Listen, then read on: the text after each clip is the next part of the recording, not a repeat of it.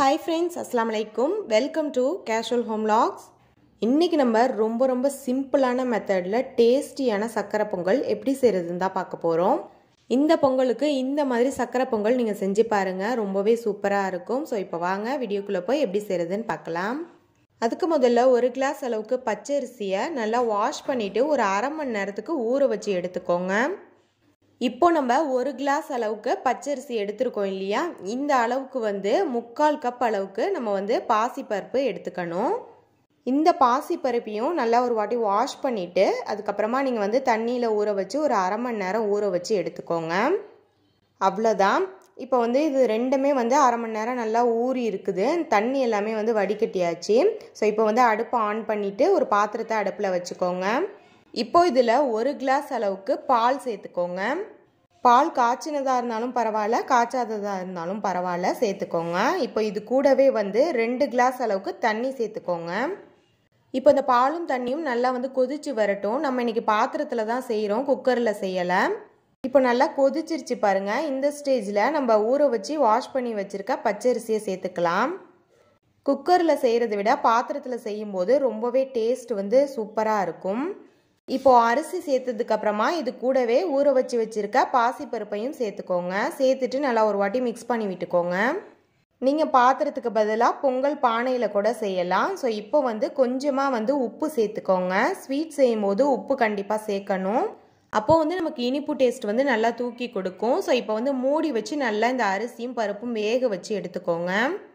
ஒரு 15 நிமிஷம் வச்சிங்கன்னா போதும், நல்லா வெந்து வந்துடும். ஸோ இப்போ பாருங்கள், நமக்கு நல்லா அரிசியும் பருப்பும் வெந்துருச்சு. 15 நிமிஷத்துக்கு அப்புறமா வெந்துருச்சான்னு சொல்லி ஒரு வாட்டி செக் பண்ணி பார்த்துக்கோங்க. உங்கள்கிட்ட மசிக்கிறது இருந்துச்சுன்னா நீங்கள் லைட்டாக அந்த பருப்பையும் அரிசியும் மசிச்சு கூட விட்டுக்கலாம். அப்படி இல்லைன்னா நீங்கள் கரண்டியை வச்சு கூட மசிச்சு விட்டுக்கோங்க. இப்போது இதில் 3/4 கப் அளவுக்கு நாட்டு சர்க்கரை சேர்த்துக்கோங்க. சேர்த்துட்டு நல்லா கலந்து விட்டுக்கோங்க. இனிப்பு சுவை கரெக்டாக இருக்கான்னு சொல்லி செக் பண்ணி பார்த்துக்கோங்க. உங்களுக்கு தேவைப்பட்டுச்சுன்னா இன்னும் கொஞ்சம் நாட்டு சர்க்கரை வேணும்னா சேர்த்துக்கோங்க. இப்போது நம்ம சர்க்கரை சேர்த்ததுக்கு அப்புறமா கொஞ்ச நேரத்துக்கு நல்லா கொதி வச்சுக்கோங்க. இப்போது இது கூடவே ஒரு 4-5 ஏலக்காவை இந்த மாதிரி தட்டி சேர்த்துக்கோங்க. இந்த மாதிரி தட்டி சேர்க்குறப்ப தான் நமக்கு அதோட ஃப்ளேவர் நல்லா கிடைக்கும். ஸோ இப்போ சேர்த்துட்டு நல்லா ஒரு வாட்டி கலந்து விட்டுக்கோங்க. இப்போது இன்னொரு பாத்திரத்தை அடுப்பில் வச்சு அதில் ஒரு 3 ஸ்பூன் அளவுக்கு நெய் சேர்த்துக்கோங்க. இப்போ நெய் சேர்த்துட்டு நெய் நல்லா சூடானதுக்கப்புறமா இதில் பாதாமும் திராட்சையும் தான் நம்ம சேர்த்துக்க போகிறோம். ஃபஸ்ட்டு பாதாமை சேர்த்துக்கலாம். இந்த மாதிரி குட்டி குட்டியாக கட் பண்ணி சேர்த்துக்கோங்க. நீங்கள் முந்திரி கூட சேர்த்துக்கலாம். இப்போ பாதாம் லைட்டாக ஃப்ரை ஆனதுக்கப்புறமா உடனே திராட்சையை சேர்த்துருங்க. இப்போ திராட்சையும் சேர்த்ததுக்கப்புறமா திராட்சை நல்லா உப்பி வந்த உடனே நீங்கள் இதில் சேர்த்துருங்க பொங்கலில். இப்போது அந்த நெய்யோடையே சேர்த்துட்டு நல்லா இந்த மாதிரி மிக்ஸ் பண்ணி விட்டுக்கோங்க. அவ்வளோதான். இப்போ அடுப்பை ஆஃப் பண்ணிக்கோங்க. சிம்பிளான மெத்தடில் சூப்பரான சக்கரை பொங்கல் ரெடி ஆயிடுச்சு. இந்த மெத்தடில் டேஸ்ட்டு ரொம்பவே சூப்பராக இருக்கும். நம்ம பசும்பால் சேர்த்து செஞ்சுருக்கோம். சக்கரை பொங்கலில் பசும்பால் ஒரு கிளாஸ் சேர்க்கும் போது அதோட டேஸ்ட் ரொம்பவே சூப்பராக இருக்கும். இந்த பொங்கலுக்கு நீங்களும் கண்டிப்பாக இதே மெத்தடில் சக்கரை பொங்கல் வீட்டில் செஞ்சு பார்த்துட்டு எப்படி வந்துச்சுன்னு மறக்காமல் கமெண்ட்ஸில் சொல்லுங்கள்.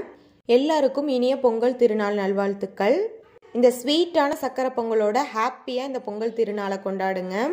இந்த வீடியோ உங்களுக்கு கண்டிப்பாக பிடிச்சிருக்கும், யூஸ்ஃபுல்லாக இருந்திருக்கும் நம்புகிறேன். இந்த வீடியோ உங்களுக்கு பிடிச்சிருந்துச்சுன்னா லைக் பண்ணிக்கோங்க. உங்கள் ஃப்ரெண்ட்ஸ் அண்ட் ஃபேமிலிக்கும் மறக்காமல் இந்த வீடியோவை ஷேர் பண்ணிக்கோங்க. நீங்கள் நம்ம சேனலை இப்போ தான் புதுசாக பார்க்குறீங்க, இது போன்ற யூஸ்ஃபுல்லான வீடியோஸ்லாம் நீங்கள் தொடர்ந்து பார்த்துக்கிட்டே இருக்கணும்னா மறக்காமல் கேஷுவல் ஹோம் விளாக்ஸ் சேனலை சப்ஸ்கிரைப் பண்ணிவிட்டு அப்படியே பக்கத்தில் உள்ள பெல் ஐக்கானையும் ப்ரெஸ் பண்ணி ஆல் ஆப்ஷனையும் கிளிக் பண்ணிக்கோங்க. அப்போ தான் நான் போடுற வீடியோஸ் எல்லாமே உங்களுக்கு உடனுக்குடன் நோட்டிஃபிகேஷனாக வரும். அடுத்து ஒரு சூப்பரான யூஸ்ஃபுல்லான வீடியோவில் சந்திக்கலாம். தேங்க்ஸ் ஃபார் வாட்சிங்.